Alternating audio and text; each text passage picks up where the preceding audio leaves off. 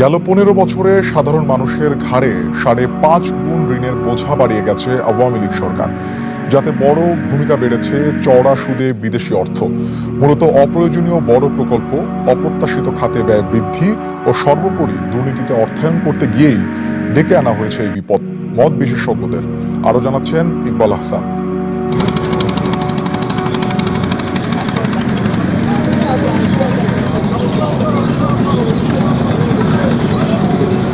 17 কোটি মানুষের এই সম্ভাবনার ভূখণ্ডে ভোর না হতেই কাজে ছোটেন হাজারো জনগোষ্ঠী, যাদের কাছে দুবেলা খেয়ে পড়ে কোনো মতে টিকে থাকাই যেন সবচেয়ে বড় প্রাপ্তি। নুনান্তে পান্তা ফুরোনো এইসব মানুষ হয়তো 1 টাকা ধার করতেও ভাবেন শতবার, কিন্তু সেই তাদের এক একজনের ঘাড়েই এখন রাষ্ট্রীয় ঋণ প্রায় 78,000 টাকা, যা গেল 15 বছরে তিলে তিলে বাড়িয়েছে আওয়ামী লীগ সরকার। বাংলাদেশ ব্যাংকের হিসাবে দেশীয় উৎসে সরকারের মোট ঋণ 5.5 লাখ কোটি টাকা, আর বিদেশি উৎসের কাছে দেনা আরও অন্তত $72 বিলিয়ন বা 8.5 লাখ কোটি টাকা। সব মিলিয়ে 13.5 লাখ কোটি টাকার এই ঋণ জিডিপির 26%, আর মাথাপিছু হিসেবে এই অঙ্ক গেল 1.5 দশকে বেড়েছে 5.5 গুণ।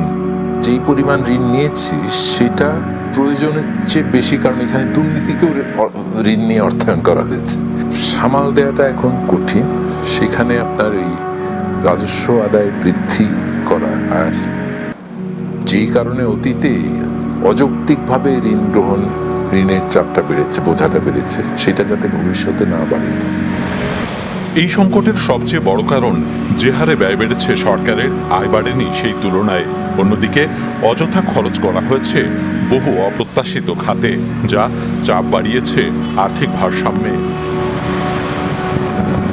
এছাড়া বহু অপ্রয়োজনীয় অবকাঠামোর জন্য যাচাই বাছাই না করেই ধার করা হয়েছে বিদেশি উৎস থেকে, ফলে 1.5 দশকে মাত্র $20 বিলিয়ন ঋণ উঠে গেছে 72 বিলিয়নে। ঋণ নির্ভর প্রকল্প কিন্তু জাতীয় অর্থনীতিতে কোনো অবদান রাখার সুযোগ নাই, বা খুব সীমিত অবদান রাখবে। সেগুলো আমাদের কিভাবে পুনর্বিবেচনার মধ্যে একটা হলো যে যদি বাদ দেওয়া যায়, বাদ দিয়ে দিতে পারে। রাজনৈতিক একটা জবাবদিহিতার সংস্কৃতি, গণতান্ত্রিক একটা জবাবদিহিতার সংস্কৃতি, সেটাও যেরকম লাগবে, অর্থনীতি পরিচালনার ক্ষেত্রেও সেখানে কিন্তু আমাদের জবাবদিহিতা লাগবে, সুশাসন লাগবে, দুর্নীতির বিরুদ্ধে জিরো টলারেন্স লাগবে। এই বিষয়গুলোতেই ব্যত্যয় ছিল।